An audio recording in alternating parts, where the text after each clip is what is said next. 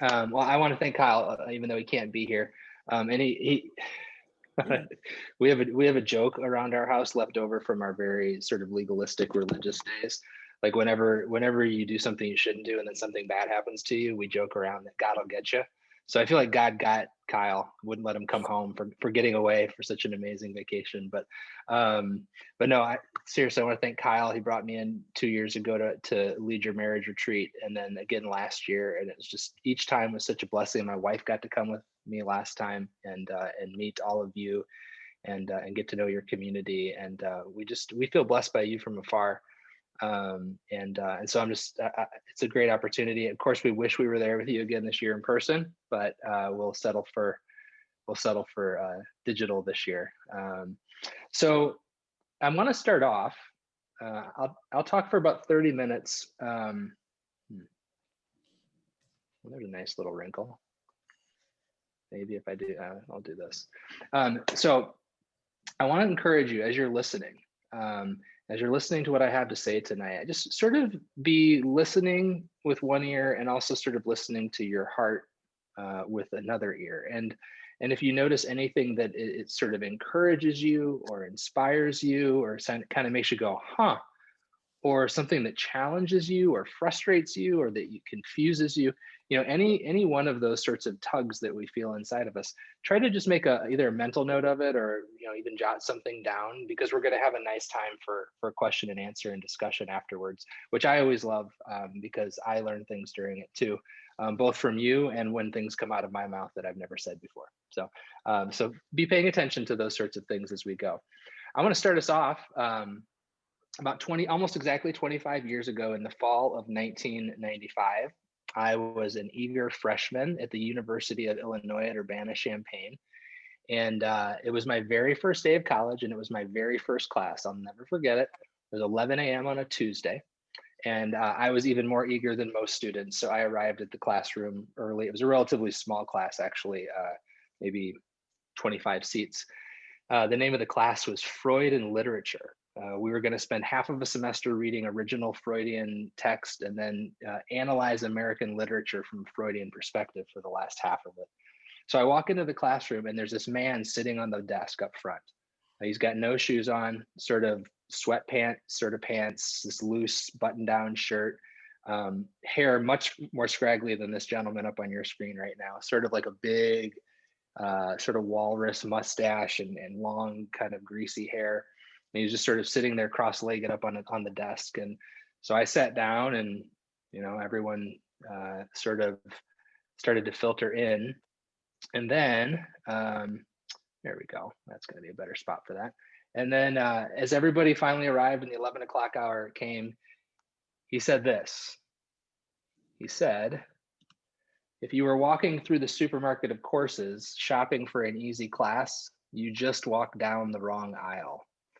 And I like quaked in my little freshman sandals or whatever I was wearing and thought, oh no, what's this going to be like? And I share that story because, I think the same thing is true about life. If we're walking through the supermarket of life, shopping for an easy experience, and we turn down that aisle called love, we have just walked down the wrong aisle. We've all experienced it, haven't we? Love is not an easy experience, even though it's what we want, it's what we seek, it's what we desire. It is not an easy experience. And so the question that we're here to ask and maybe answer a little, those of you who know me know I'm not into definitive answers about much of anything, but answer a little is this question: why is love so hard? And I want to start by acknowledging that there are different kinds of love. Let's start there. So in the English language, we have one word for love, really. But in the Greek language, they had 4 words for love. And one of those words is agape love. And raise your hand if you've heard that word before. Agape love refers to the unconditional love of God. It refers to love that is ceaselessly flowing, can't be interrupted, is unconditional, can't be stopped, is unilateral if it has to be. And in the Greeks almost exclusively use this word agape to refer to the divine. They very rarely use the word agape in reference to human beings. So the first kind of love we have is agape love. And many of us think of this as sort of the highest form of love. The second form of love that the Greeks described was eros. I don't know if you can see that word there, eros. By the way, let me tell you how hard it is to go into a stock photo website and try to find a picture for eros that is appropriate for a church presentation. Because eros is about passion, and it's about that physical spark and that attraction. It's sort of the engine behind lust in a lot of ways, but good kinds of lust. Now, if it gets out of balance in relationships, if it's not balanced out by other kinds of love, it can become very destructive and dangerous. It's that energy at the beginning of a relationship, and then slowly it sort of recedes into the background of a relationship, sort of making an appearance at poignant moments in healthy relationships. But for the most part, it requires balance of other forms of love. So that's the second one, agape, and then eros. And then the third kind of love that the Greeks described was something called storge. And storge is sort of the opposite of eros. Like eros is very passionate, storge is very dispassionate. It's the love that sort of exists by virtue of the fact that we are brethren, that we are family. You might say, my sister drives me crazy, but she's my sister, I love her, right? It's that kind of love. It's a love that gives you sort of a sense of identity amidst a group and amidst a people. So that's storge. And then there's this fourth kind of love, which we're going to be talking about a lot tonight. And this fourth kind of love is called philia. Some of you may have heard it referred to in the masculine phileo, but I refer to it as philia because that's what C.S. Lewis did, and I figure you can't go wrong there. Philia is a love that if you could translate that Greek word into any English word, that English word might be companionship. Philia is it's a love that involves a mutuality, a give and take, a walking together through everything. It's a very human, it's a gritty, it's a mutual sort of love. It's not unconditional like agape. It can end, it can be withdrawn. But it involves a certain understanding that we are going to work together and figure this life out together, and we're going to be brothers to each other through anything. So I want to summarize these four for you in just sort of a shorthand way that helps me out a little bit. The four kinds of love. This is how I sometimes think of it. Agape accepts you no matter what. Eros desires you. Storge names you. And philia grows you. Philia asks you to grow and to be transformed as you go through life together in order to walk through all of it. So I think one of the things that we often think when we ask the question, why is love so hard? We think, well, love is hard because we're all sort of aspiring to agape love, to unconditional love, to the divine love of God. And as human beings, we all fall so short of that. But I want to tell you, as a psychologist, over and over and over again, I run into people who actually use agape love to make relationships easier. And there are three ways that we commonly do this. So, and I suspect we can all probably relate to this in one way or another.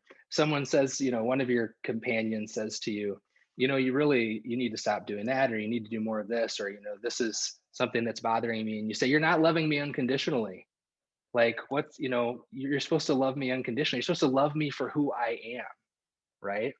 And so we human beings tend to use agape love as a get out of jail free card.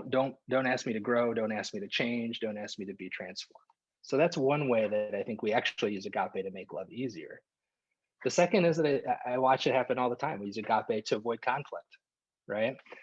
We say, hey, it's not the loving thing to challenge them on this, to ask this of them, to set this boundary, to call them out on that. So I'm gonna do the unconditionally loving thing. I'm gonna do the agape thing and just let it go. And in that sense, we actually use agape to avoid conflict, to sort of keep things easier for a time in the relationship. And then the third way that I think we use agape to make love easier is that we use it to love people from a distance. We can all probably relate to this one, right? I love them unconditionally. I'm never going to talk to them. I'm never going to, mix with them. I'm never going to intertwine my life with them, but I love them unconditionally. I have a feeling there was a decent amount of, in the last year, Republicans loving Democrats unconditionally, and Democrats, loving Republicans unconditionally. And then when they actually get together, it's a disaster, right? So the way I see it is that we think it's agape that is hard, but we actually, as human beings, we use agape to make love actually easier. And that the really, when we're doing love right as human beings, when we're entering into the fullness of what we're here to do, we're loving with a philia love that is actually a lot harder for us than agape. Um, and I want to suggest to you that I'm not the only one who thinks this. I want to suggest that we actually love and worship a God who feels the same way. That a God that said, "This loving you from a distance, loving you unconditionally from up in heaven, where it's really easy, where I can send a rainbow and say, hey, we're good now. We have a covenant." That wasn't enough for our God. That God didn't want to love us just with agape, but God wanted to love us with philia. And so in the beginning of Jesus' life, God actually comes to the earth, to humanity, to love us with a philia kind of love, an embodied human love, love that's inside of skin, that a love that calls out the Pharisees, that turns over tables at a temple, that actually says to his best friends, "Get behind me, Satan." Right? You need to grow. When are you finally going to get it? Right? A love that challenges and enters into all of life. A love that hangs on a cross and says, "Who are my companions now? Who's sticking around?" Right? And so I believe God came to love us as companions with a philia love, because agape wasn't enough for God. And I also believe that God asked us to love him that way as well. That God asked us to love him as a companion. There's this amazing story in the New Testament. Jesus has been resurrected. It's sometime after the resurrection, and his friends, his best friends, his companions, his disciples are out fishing, and he shows up on the shore and he lights a fire and he starts to make breakfast. And at first they don't recognize him. Peter finally recognizes him and jumps out of the boat and rushes to shore. And they have this conversation that all of us have heard so many times, where Jesus says to Peter, "Do you love me?" He asks him once. "Well, of course you know I love you. Do you love me?" "Well, of course. Do you love me?" What's really fascinating about this particular text is that when you look at that word love in the original Greek, the first two times that Jesus asked, "Do you love me?" he asked, "Do you agape me?" Agape me. But the third time he asked Peter, "Do you love me?" he says, "Do you philia me?" Will you be my companion, Peter? And I think that's what Jesus is asking of all of us. I think that's what God is asking of all of us is, will you love me with a philia kind of love as a companion? Will you love each other with that kind of love as companions? So sometimes love is hard because you're doing it right. Love is hard because it's asking you to grow. And love is hard because it's requiring you to be transformed. It requires transformation. Philia requires these things of us. Unconditional love can happen from a distance, and it can say, well, no matter what, I love you. And no matter what, you love me. And now we can just sort of stand pat. But philia love is hard. It's asking us to grow into something more. So I want to talk a little bit about what I view as the three kinds of transformation that philia involves, or you'll hear me just say from now on, probably true companionship. That's how I've dubbed philia, is true companionship. True companionship transforms loneliness, defensiveness, and temporariness. True companionship transforms loneliness, defensiveness, and temporariness. So let's look at each of one of those in turn. We're just going to talk about these three things, and then we'll be done for tonight. We'll be ready for a conversation. Transformation number one. At first, companionship is hard because it cannot take away our loneliness. At first, companionship is hard because it cannot take away our loneliness. And I want to tell you a little bit more about what I mean by that. The word lonely in particular, I think it's important for us to get clear. When I say loneliness, what do I mean? Because the way we use words is really important, right? It actually reminds me of a couple that I had in my office once. And They came in, they've been doing really well in couples therapy. And then they came in one night, like just fighting like crazy. And I was like, what's going on? And they said, well, uh, we're fighting about whether or not to put a TV in the living room. Like, well, that's a strange fight, but I'm a couples therapist. We can talk about anything. So I give them their tools to engage in orderly communication, like we always use in the office. And I'm listening to them talk, and it starts to dawn on me.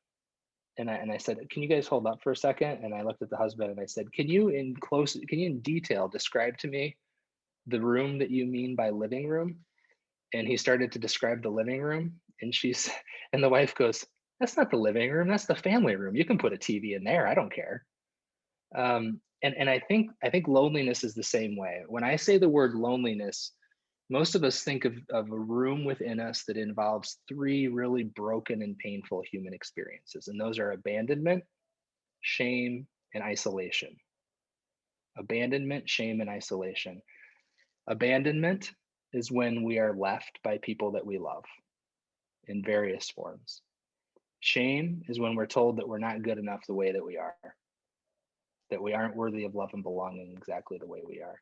And isolation is being left alone, literally having no one as a witness in our life. And those are painful human experiences that we need to address and to work on. So I think when I say loneliness, a lot of us think of a room within us that sort of contains a lot of that pain. But I'm actually talking about an entirely different part of you.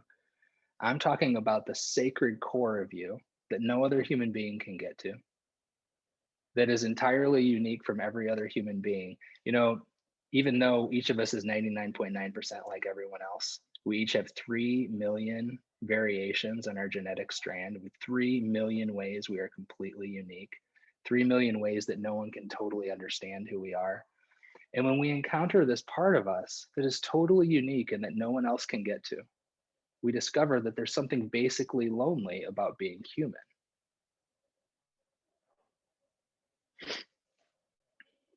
So, to summarize, loneliness is not abandonment, nor is it shame, nor is it isolation. Loneliness is the shadow side of our uniqueness.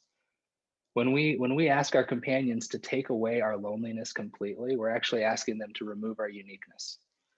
And we don't actually want them to do that.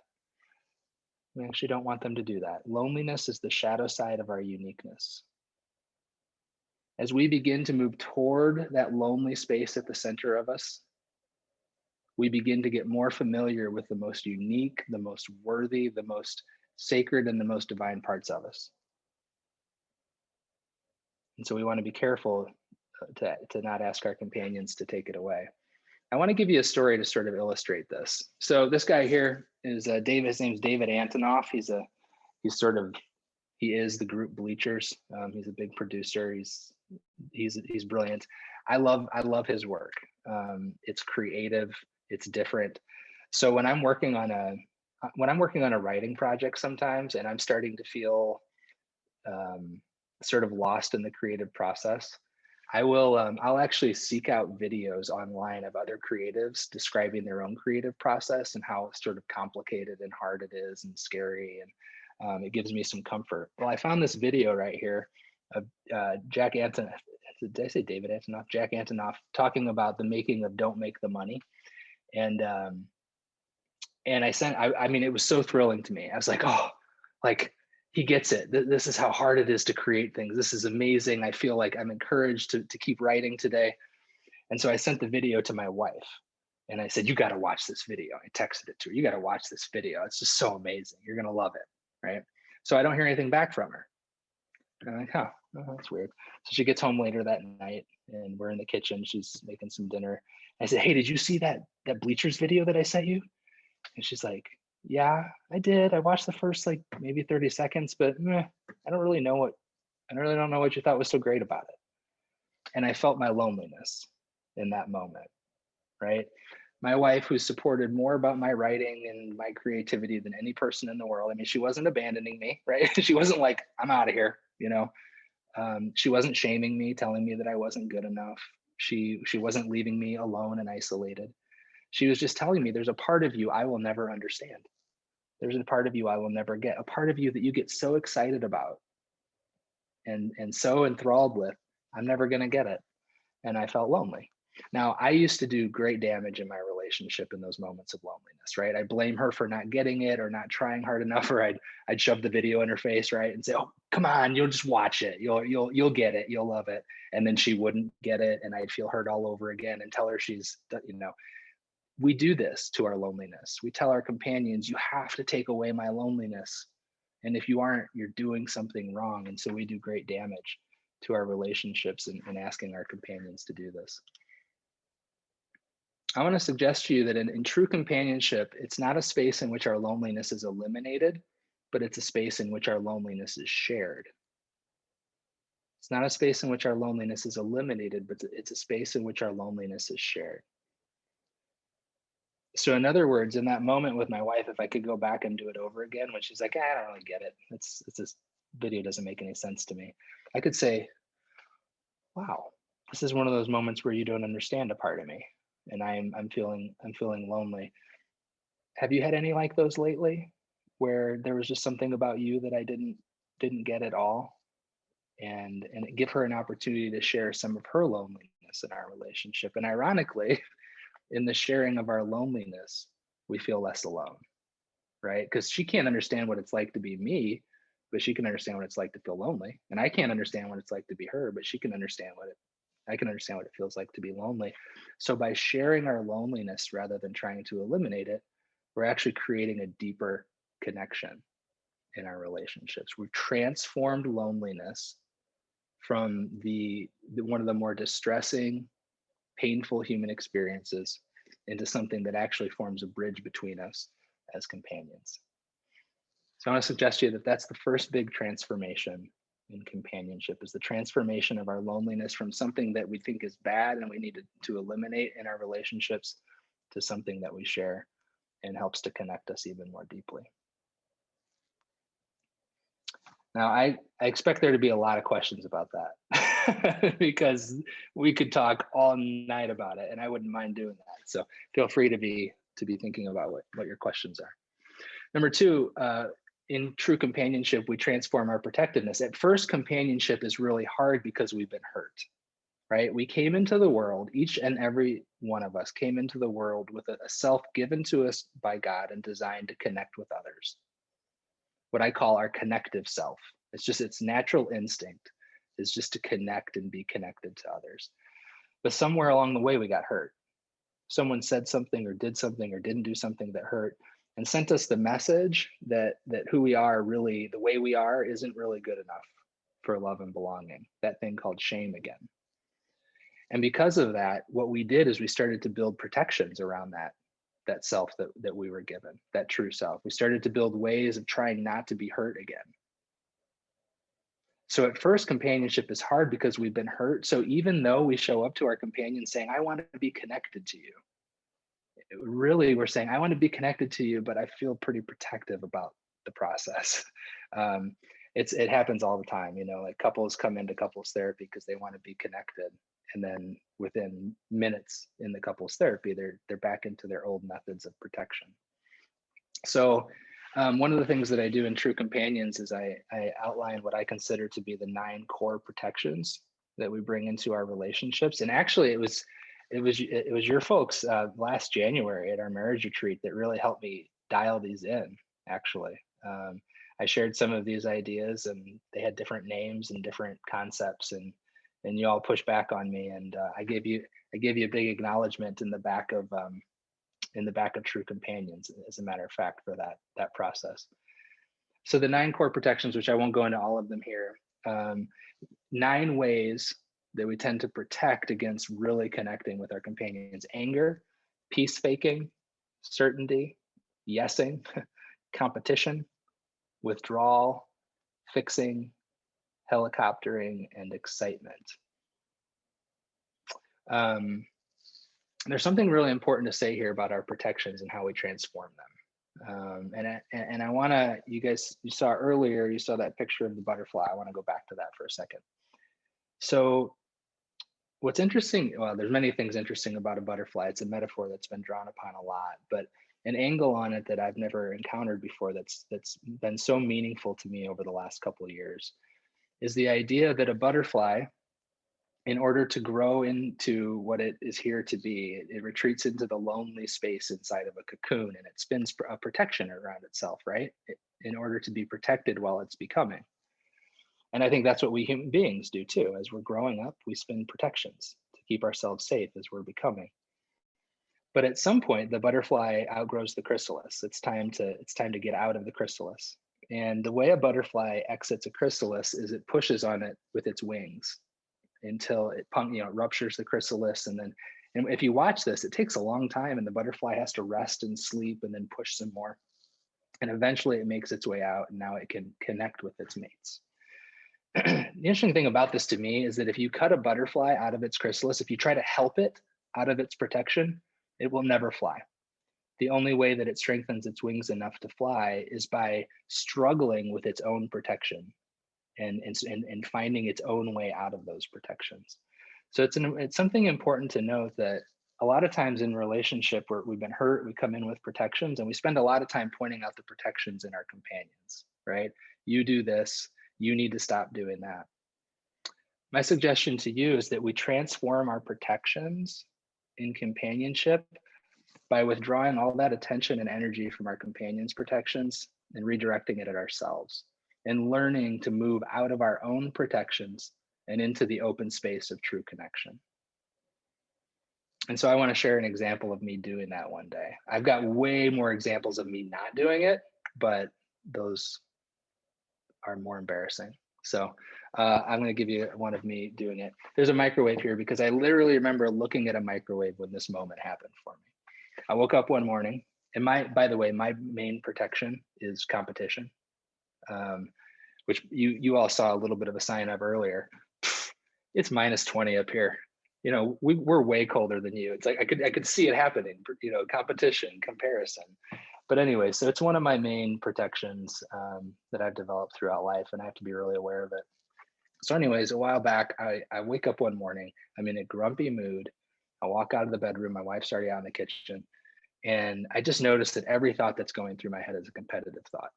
It's, oh, she didn't put the top back, she didn't put the cream back in the refrigerator. I would have put the cream back in the refrigerator. Now, we just reduced its shelf life, and everything is just a comparison and a competition. But I'm, for the first time, because I'm aware that my job is to be aware of my protections and not act on them, but push my way beyond them to truly connect. I'm like watching all of this happen in my head. I'm literally aware of my protections, but I'm sort of grumpy, and I say a couple of snide things, and my wife looks at me, and she says, she's an Enneagram 8, the healthiest Enneagram 8 I've ever met. She said, and she looks at me, she goes, "Why are you being such a jerk this morning?" And I remember I was looking at the microwave when I stopped, and I had the temptation to tell her ways that she was a jerk. And instead I said, I don't know. I'm sorry. I don't know why I'm doing this morning. And so in that moment, I pushed my way beyond my protection of competition, and I connected with her. Which is just, I don't know why I woke up like this, but I apologize for it. And so that's my encouragement to each and every companion here, is that in the struggle with our old protections, our hearts are actually becoming strong enough to truly love. In that process of observing your protections as they're wanting to be worked out within you. And then in that moment of observation, creating a moment of choice where you can actually not live out the protection for a change, but live out something different, live out true connection. You're actually becoming strong enough to truly love. And that strengthening process happens, I would suggest, for most of our lives. All right. Transformation number 3, temporariness, transforming our temporariness from something that scares us into something that focuses us. At first, companionship is hard because you're wired to take your companions for granted. I want to talk about this for a minute. There's a psychological term for it. It's called habituation. So this morning when I put on this shirt, it actually felt sort of tight and it felt itchy. But at this point of the day, I don't even notice it. And there's a reason for that.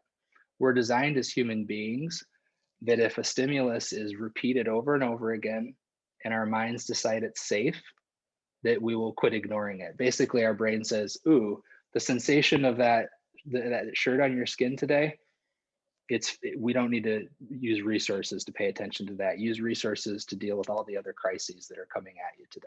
Use resources to deal with all the other potential threats to yourself. And so this is a process called habituation. And the irony is that our companions oftentimes are there all the time. So they're repeated over and over every day. And for the most part, we consider them safe. And so your brain is actually wired to quit paying attention to your closest companions. In other words, and this sounds a little crazy, but if you find yourself saying to your companion, you're taking me for granted, it's sort of a backhanded compliment because it means they think you're safe. If they didn't think you were safe, their minds would not allow them to take you for granted. But so this is what happens in our relationships, is that we habituate to each other. We begin to take each other for granted. We're neurologically wired to do it. There's good news though. And the good news is that we are also neurologically wired to unhabituate, to resensitize ourselves to our companions, to quit taking them for granted. But there's a good line of research that suggests there's only one perspective that can help us do this. So it's this research by Laura Carstensen out at Stanford University. What she has observed over time is that typically it looks like young people prioritize achievement, accumulation, expansion, meeting more people, expanding their footprint in the world. Whereas it looks like more elderly people tend to focus on deeper presence, ordinary everyday pleasures, deepening our connection to our true companions. So she hypothesized, though, that maybe it's not age related so much.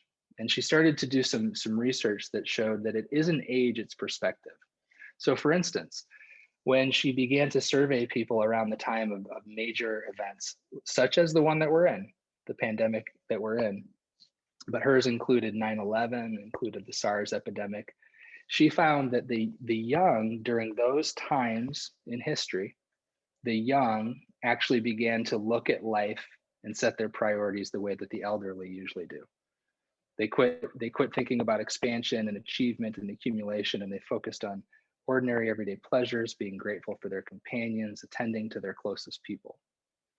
So she wanted to find out if this could be worked the other way. So what she did is she brought a bunch of people into a laboratory, age 8 to 93, I think it was, and she put them into 2 experimental conditions.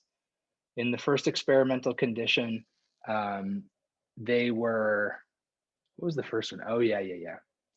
The first one was, you're about to move far away and never get to see where you're from ever again. Tell me about what you would do with like the next 6 months of your life. And what she found is that regardless of age, even the young people said, oh, I'd focus on my people. I'd focus on being present to my companions. I'd focus on what's really important to me. And then she did a second experimental condition where she asked all of the participants and she said, okay, imagine that a medical advance has happened and you have another 20 or 30 years added to your life automatically. What would you do with the next 6 months? And what she found is that even the elderly people in the study said, oh, if I had another 30 years, I'd get a second career. I'd try to make that extra money that I never made. I'd go out and try to meet more people. And so she showed essentially that when our horizons are measured in decades, we value expansion, achievement, and self-actualization. But when time begins to feel finite and uncertain, we value presence, ordinary everyday pleasures, and moments with our closest companions. So if we choose, we can actually prime life's fragility whenever we want. We can cherish our time, and according to science, it's the only way to truly cherish our companions. The idea here is that we spend an awful lot of time avoiding the reality of our temporariness, of how fleeting this human life is. It's for some of us, it's painful. For some of us, that we've had experiences of grief related to it. For some of us, there's a fear associated with it.